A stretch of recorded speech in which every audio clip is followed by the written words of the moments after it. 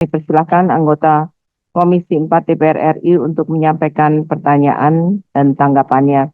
Dimulai dari fraksi PDI Perjuangan, Prof. Rohmin. Assalamualaikum warahmatullahi wabarakatuh. Terima kasih Bu Ketua, pimpinan, Pak Menteri Pertanian, sahabat lama saya, Pak Wamen yang saya banggakan, seluruh jajaran Eselon 1 dan rekan-rekan anggota Komisi 4 DPR RI yang sangat terhormat. Pertama, saya juga mengucapkan selamat pada Pak Amran. Kalau saya baca kurikulum PT Bapak dan style kehidupan, Bapak sungguhnya berpeluang menjadi the best Minister of Agriculture dari mulai Pak Toi Badi Wijaya sampai sekarang, Pak. Nah, cuman seperti Allah katakan, manusia kan nggak ada yang sempurna gitu. Jadi saya izinkan dari fraksi PD Perjuangan mungkin melengkapi kesempurnaan Bapak. Pertama, program prioritas di pemerintahan sekarang Pak Prabowo adalah swasembada pangan, dan kelihatannya jurus Bapak hanya dua ya, yaitu program pencetakan sawah atau yang dikenal sekarang food estate ya, yang kemudian adalah kedua itu optimalisasi existing lahan-lahan pertanian. Yang ingin saya tanyakan kepada Bapak ya, Bapak kan lebih tahu dari saya Pak, bahwa histori food estate di Indonesia itu sejak zaman Pak Harto sampai dengan Pak Jokowi terakhir itu semua fail Pak, gagal. Jelaskan kepada kami kiat-kiat apa yang membuat Bapak bisa meyakinkan Pak Prabowo dan rakyat Indonesia bahwa melalui pencetakan sawah itu tidak akan gagal lagi. Karena pada mati jauh kami Pak, ini pertaruhan kita Pak. Visi misi Pak Prabowo sangat bagus karena pangan adalah hidup matinya sebuah bangsa menurut Bung Karno gitu. Jadi once ini gagal, sektor kita akan susah Pak untuk bounce back, untuk meyakinkan lagi Menteri Keuangan, Presiden berikutnya, dan petani kita jadi tolong jelaskan ya supaya tidak gagal, karena saya kebetulan ketua AMDAL di 7 hektar Kalimantan Tengah Pak, contohnya menurut IPB waktu itu lahan yang sesuai itu hanya 100.000 hektar Pak, berdasarkan kedalaman gambut 1 meter.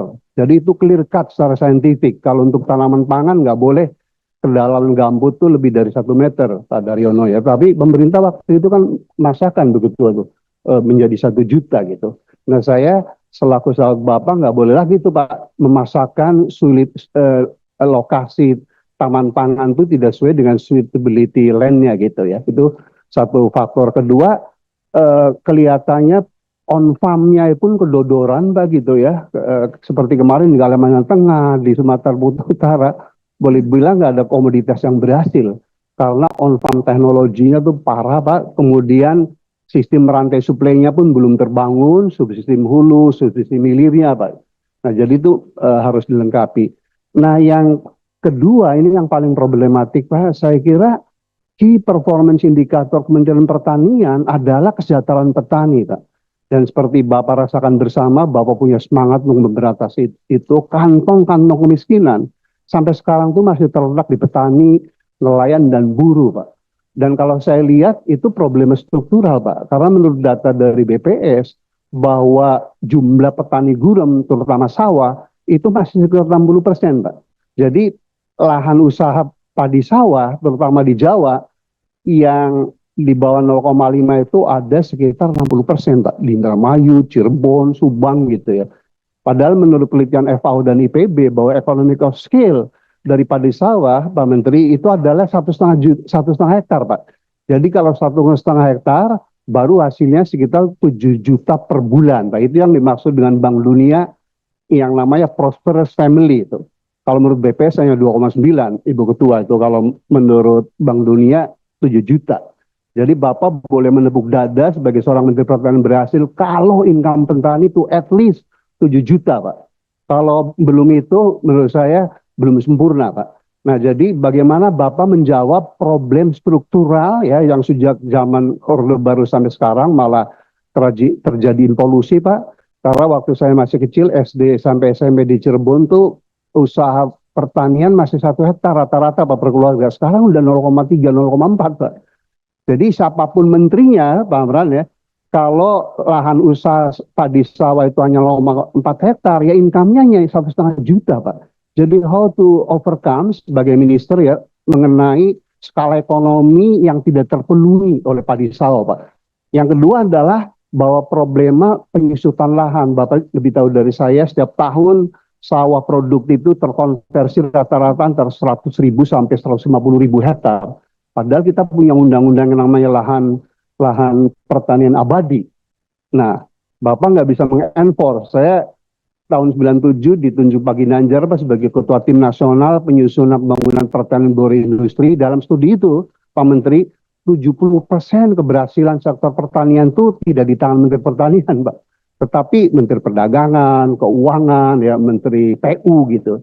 Jadi Bapak kalau mau berhasil mengerem konversi lahan pertanian untuk yang lainnya, itu harus bekerja sama dengan yang lain. Dan Pak Prabowo saya aku yakin bisa, Pak. Karena beliau waktu pidato pelantikan itu benar-benar punya semangat tinggi ya, swasembada pangan is emas, Pak. Dan ini pertaruhan kalau 4 tahun lagi Pak Prabowo gagal mengikuti janji Pak Jokowi itu, pernah swasembada pangan, nggak impor, tapi impor malah jor-joran ya.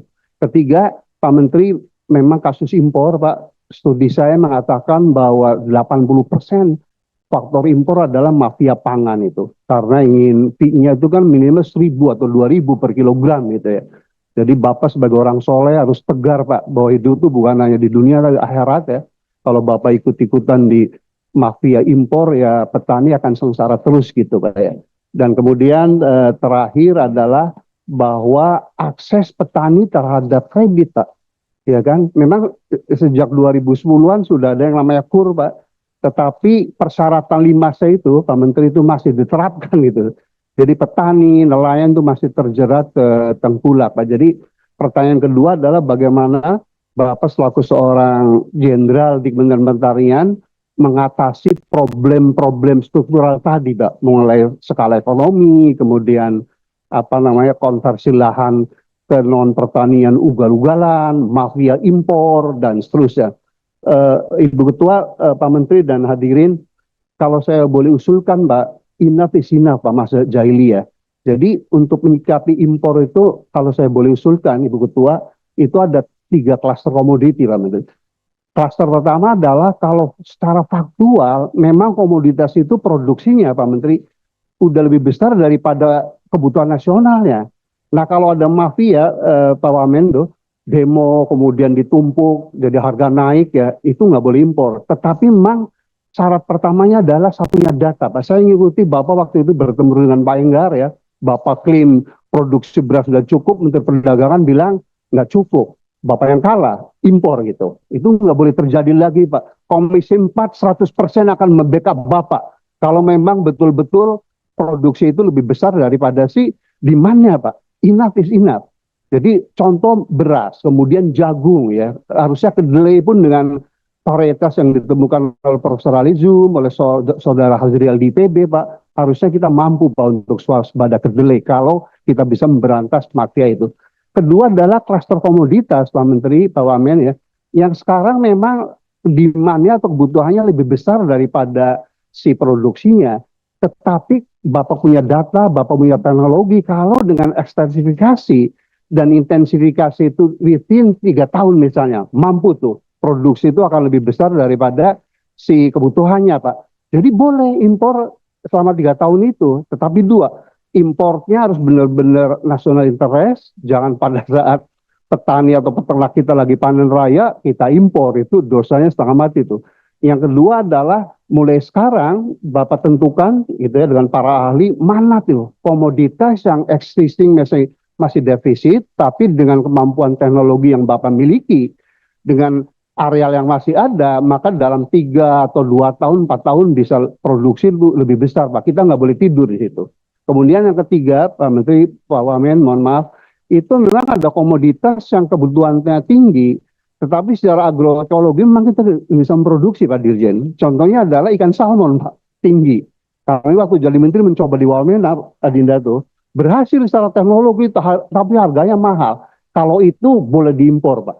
Iya kan? Jadi sekali lagi komoditas pangan, kalau dibutuhkan bangsa Indonesia, tapi secara sunatullah atau agroekologi itu nggak mungkin diproduksi di kita, itu boleh impor, Pak. Tapi lagi-lagi harus juga diatur. Saya kira dengan tiga skema itu Pak Menteri, Bapak insya Allah menjadi Menteri Agriculture terbaik Pak untuk memberantas mafia pangan, dan PR Bapak itu flagship Kementerian Bapak, flagshipnya itu adalah di kesejahteraan petani. Apapun Bapak mencetak sawah, ribuan traktor digelontorkan ke sana, kalau petani masih miskin Pak, menurut saya fail Pak. Saya kira itu betul-betul mudah-mudahan ini menjadi masukan yang konkret dan kita tidak jahiliyah lagi, udahlah kita swada pangan sesuai keinginan Presiden Pak Prabowo dan rakyat Indonesia, dan kemudian jangan lagi kita hanya bluffing Pak gitu ya, bahwa food estate yang akan kita bangun benar-benar tidak fail lagi Pak. Karena kalau fail, saya sebagai sahabat Bapak saya juga menderita malu gitu Pak. Jadi sekali lagi kami Komisi 4 sejauh kita on the right path, kita akan tandem dengan Bapak dan jajaran untuk memastikan bahwa visi besar dari Presiden Pak Prabowo terwujud within 4 or 5 years at the latest. Terima kasih. Assalamualaikum warahmatullahi wabarakatuh. Waalaikumsalam. Terima kasih Pak Rohmin. Selanjutnya Pak